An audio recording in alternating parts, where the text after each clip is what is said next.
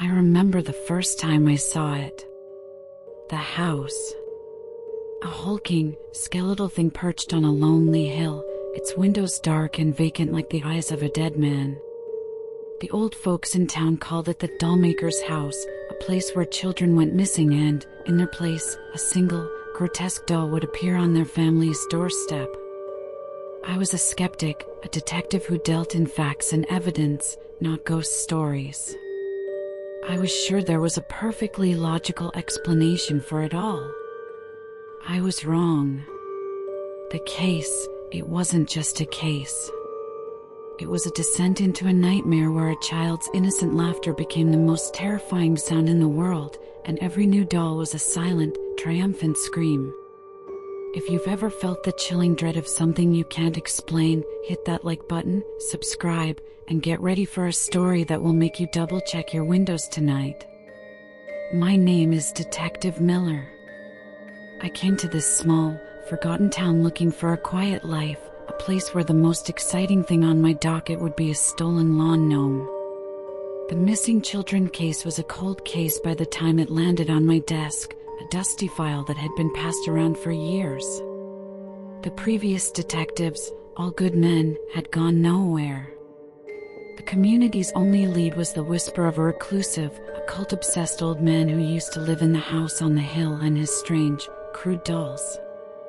I remember reading the case files, trying to hide the sneer on my face.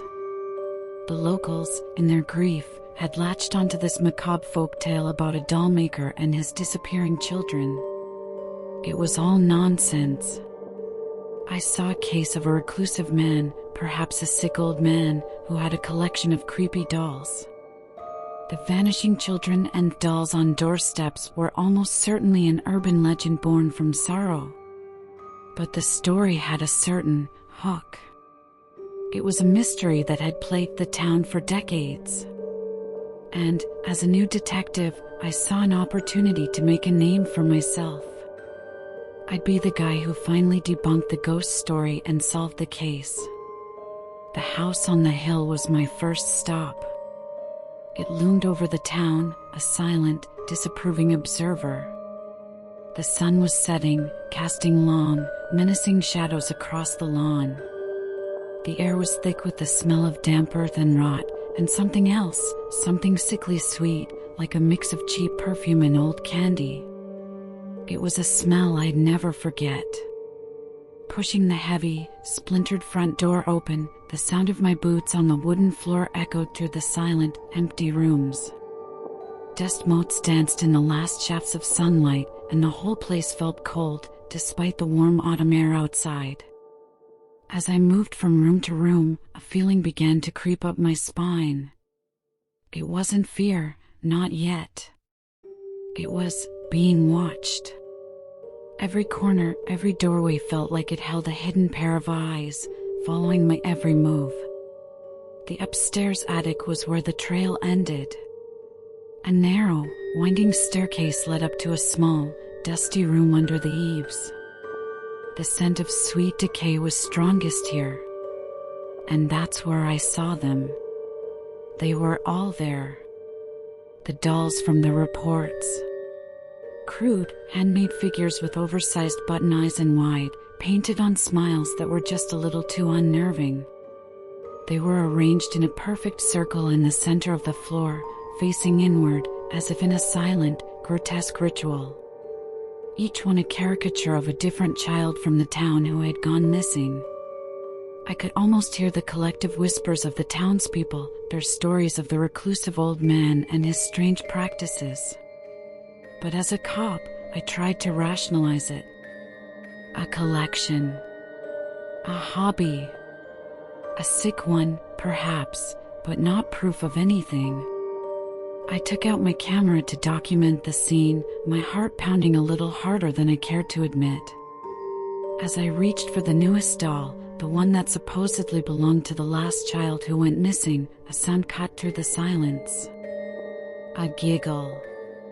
It was faint at first, a wisp of sound from somewhere deep within the house. The sound of a child's laughter, but it was hollow and wrong, like a whisper from a tomb. I froze, my hand hovering over the doll. My blood ran cold, and the hairs on the back of my neck stood up. This wasn't a squirrel in the wall. This wasn't the wind. I spun around, my hand instinctively going to my weapon. Nothing. The room was empty. The sound came again, closer this time, and a shadow, thin and fleeting, flickered at the edge of my vision. That's when I felt it, a primal, gut-wrenching terror. Every rational part of my brain was screaming for me to leave, and I didn't hesitate. I fled. I didn't walk, I ran. I flew down the stairs, out the front door, and didn't stop until I was in the middle of the street, gasping for air. The image of those dolls, their button eyes seeming to bore into my back as I fled, was seared into my mind. I could still feel the cold dread of that house, the unnerving silence, and the chilling sound of that hollow, innocent laughter. Back at the station, I tried to make sense of it all. I told myself it was stress, a trick of the light, an old house settling. But I knew, deep in my bones, that wasn't it. The hollow giggle and the feeling of being watched haunted my thoughts, kept me awake. I felt the weight of the case, the weight of a town's fear, finally settling on my shoulders. The next morning, I was a different man. The skepticism was gone, replaced by a cold certainty that the evil the townsfolk had been whispering about was real. The case wasn't just a cold file anymore, it was a living, breathing thing. I woke up, the memory of the house still fresh in my mind. I went to get the morning paper, and that's when I saw it. There on my doorstep, a new doll. It was smaller than the others, its cloth body crudely sewn together.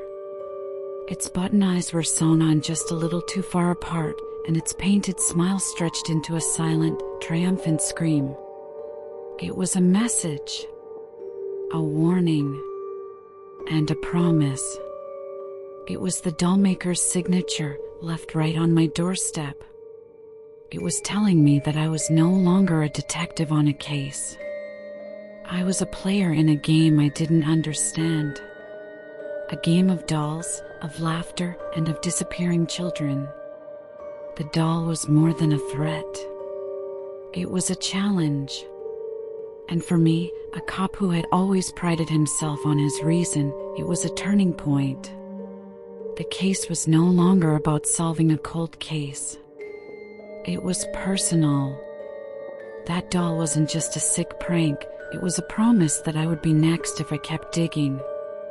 I spent the next several days going back over everything. I tore through the case files, reading every last detail, every witness account, every one of those old, unsettling stories. I interviewed the last living people who remembered the old man on the hill. It was a slow, frustrating process, but the pieces slowly began to click into place. The Dollmaker wasn't just an eccentric old recluse, he was a master manipulator.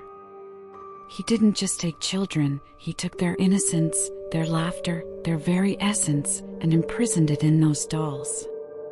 The giggle I heard? It wasn't a ghost. It was the trapped echo of a child's last, innocent laugh, a sound that would reverberate through the house, a cruel reminder of what was lost. The house itself wasn't haunted, it was a cage. The final piece of the puzzle came from a faded town record. The old man on the hill had a sister. She had been institutionalized decades ago after a failed attempt at a grotesque art project. She was a doll maker. The brother, I realized, was a misdirection. The real Dollmaker, the real evil, was a woman whose grief and madness had manifested in a way that had terrorized a town for years. The old man had simply been the scapegoat. The sister, hidden away in a facility, had somehow continued her work, her influence reaching beyond the walls of her prison. The dolls were her legacy, her way of continuing her cruel game. With the new evidence, I was able to get a warrant to search the old asylum records, and what I found there was the final, terrifying piece of the puzzle. The sister hadn't been making dolls. She had been making something else, something far more sinister. The dolls were just the containers. They were the trophies. The real revenge, the real justice, wasn't a matter of locking someone up. It was about confronting the past, the twisted legacy that had been haunting the town, and finally giving the lost children peace. My colleagues thought I was mad. The chief told me to drop it. But I knew the truth. It wasn't about the old man or his sister. It was about those children. It was about that hollow laughter. It was about the doll on my doorstep, a silent, triumphant scream. So, I returned to the house on the hill. This time, I wasn't alone. I had a team, and we were armed with a court order to dig up the property, armed with the knowledge that the occult practices of the old man were a cover for something far more horrific. The house was his workshop. The dolls were his puppets. And beneath the house, in a hidden cellar, we found them. Not the bodies of the children, but something far more chilling. A collection of dolls, each one a grotesque caricature of a missing child, its button eyes seeming to follow you, its painted smile unnervingly wide. But this time, they weren't in a silent circle. They were in a line, laid out like bodies, each one next to a small, empty grave. The children weren't dead, they were gone. A chilling detail from the sister's old medical files had mentioned her obsession with releasing souls into her creations. The hollow giggle, it wasn't a sound from the house. It was a sound from the dolls.